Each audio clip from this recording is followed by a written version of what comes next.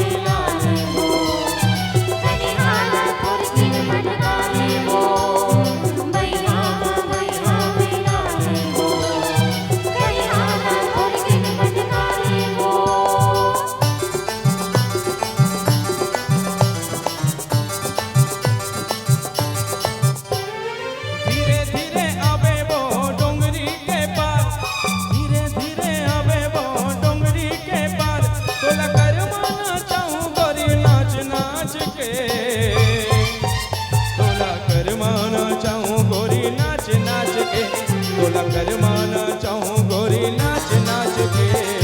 धीरे धीरे आहो रे डोंगरी के पार धीरे धीरे आहो रे डोंगरी के पार तोला करवाना चाहे राजा नाच नाच के तोला करवाना चाहे राजा नाच नाच के तोला करवाना चाहे राजा नाच नाच के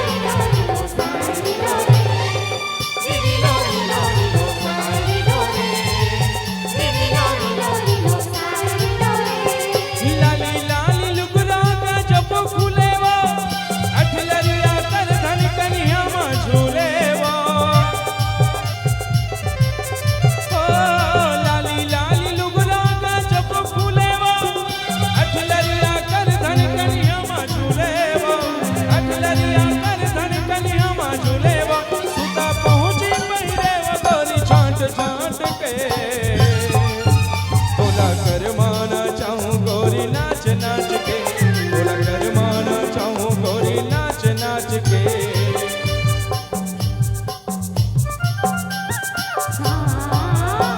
तोला करवाना चाहूं गोरी नाच नाच के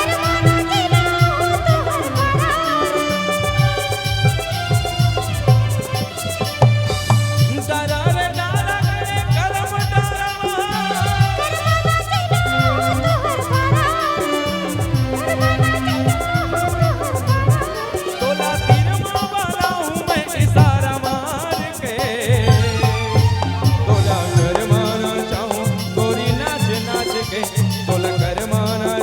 गोरी नाच नाच के